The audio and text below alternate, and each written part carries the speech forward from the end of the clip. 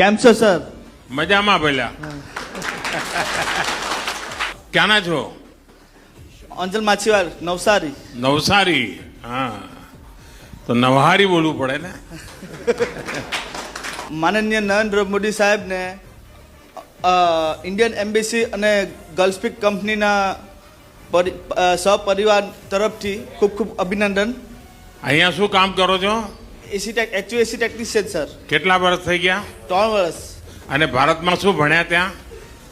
ભારતમાં એસીનું 12 સુધી. હા, આઈટીઆઈમાં કર્યું? આઈટીઆઈમાં કર્યું. અચ્છા.